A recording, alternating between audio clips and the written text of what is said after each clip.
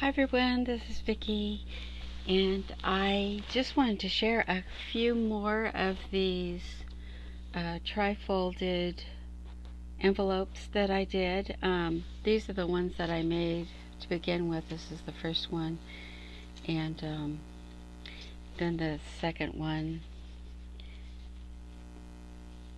and then the third one I made is like this. Oh, that's the back, but this is the front. This is the back. So I wanted to show you some other ones that I did finish. So let me show you those. I am planning on making a tutorial, but I just wanted to show you the variation of envelopes that can be made. And first of all, I made this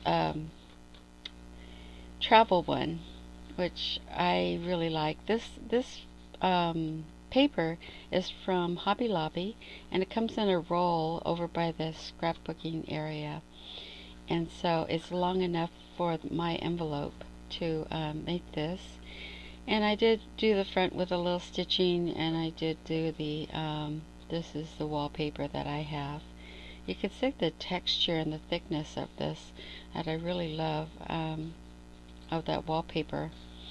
I just added a little trinket on the side here, and this I had in my stash. I think this was originally an earring of some sort, but I took it apart, and it's been sitting in my my junk jewelry drawer.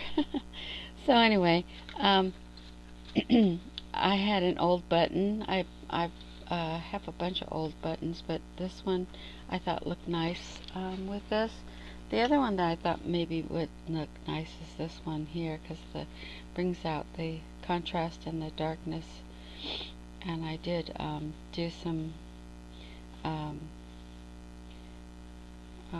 distressing on the edges and sewing the zigzag on the edges as well. So I put this clip on. I'll take that off, and then let me take this twine off. I thought this twine looked good with this, the two color twine. Inside I did this layering of it's kind of handmade paper type of thing that I buy in a large sheet, and it's flat. And then I decided to make the envelope, line the envelope with it also. And I love the feeling of it. It's really soft.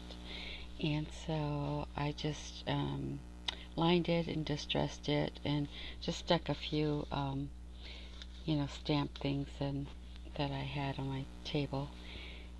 And then so this is a trifold, and stamped it with a stamp, the script stamp that I have, and just put little bits on there. And I think it came out really really pretty.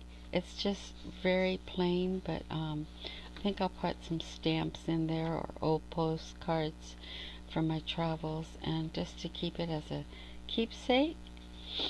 And so this is what I have done for that one. And then I made this one out of pattern paper, and this came out really cute. I made this for a friend of mine, and I thought, it was just so cute. I thought I wanted to do some seed packages, but I had one, and then I couldn't find any more. I know I have some somewhere, but I couldn't find it. So anyway, I did this, layered a few pieces of fabric and different kinds of things, old button, and felt flowers, the little vine you get at Hobby Lobby. Put some twine around, and on the back side you can see that I started out with a different paper and then covered the paper. This is it looks like wood, a wood grain type of paper. It's very soft. And this is the clip that I made, the little charms that I put on it. And then I put little bows on the ends of the twine. And then let's open this one up, and it opens like this with some old vintage lace and some of my bow lace I put across there, like a little banner type of thing. And then you open it up, and I used the pattern paper cutouts. Actually, I fussy cutted that and put a little piece of dictionary paper. Actually, it says feed on there and feel, so it gives you an idea of what's going to be in here. So then you open it up, and at the top I put the cutouts, which has recipe cards, and it also has tags. So the recipe cards I think are a little stuck here for some reason. Probably needs to be shaved down a little bit, so but it does come out. I will have to fix that. And then it has a little tags from the kitchen of, so she can use the recipe card and then put her favorite one, and put a tag around a jar. She can give this to someone if she likes, but I put a little lace here, which makes a little pocket, mason jars, and then another recipe card and tag. And then this is more mason jars that came with the packet. I thought this was really cute. Has the jars with the strawberries and the cherries, and it coincides with the recipe card as well. So I thought that came out really cute. Of course, now that I can't get it out, Lou will have to fix that. But so this is what I came up with the pattern papers. So you can use pattern papers and some little vintage daisies that I put on there as well. So that's how that came out. The last one I did, I finished tonight, and it came out really cute. This is washi paper, unlike washi tape that you guys all know about. This is originally what they used. It's like a handmade paper, and then they put fabric, or not fabric, but they put painting over it.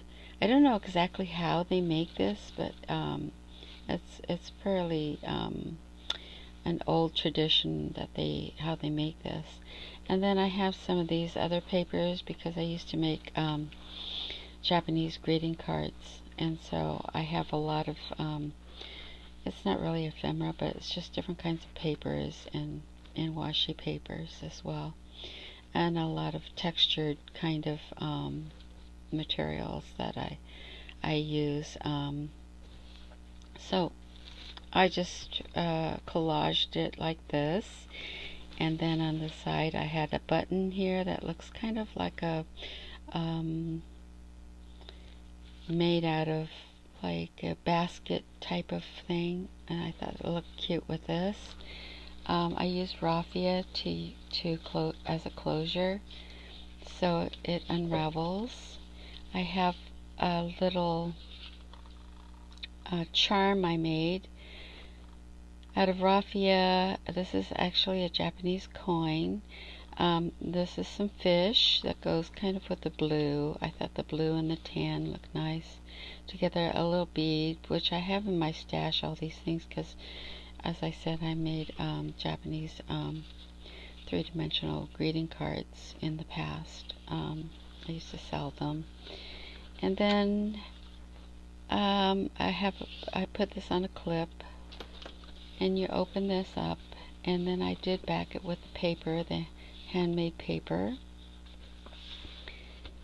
And so what I did was, instead of embellishing it a lot, is I made these little kind of folded cards I think, you know, a Japanese type of decoration is like elongated type is what I always use for decorating my cards. I did put on here this Bodhi type leaf, and there was one here, and then there's one there, and then you open it, and then I have another one of these cards that I made. And what I used to do is put these on the actual card, so it would be like this, and then I'd have these kinds of designs on my cards with some natural fibers and things. But I did make this with the with the with the handmade paper, and that's how that looks. And I just put these inside here, so it can be written. Japanese, they write from top down, like the script here. This is not you can't read this because it's an old ancient script that they have. That's what my son tells me. I don't read Japanese, but I am Japanese. And then this one I made with the same papers, and put some cherry blossoms and a little dimensional butterfly. And then on this side is the paper, and the paper is really pretty. So I just tore it, the edges, and put that in, and that can be used also. And then this one, I had some washi tape, and it has cherry blossoms, and this is a dog. I think it's like an Akita, and so a Japanese dog.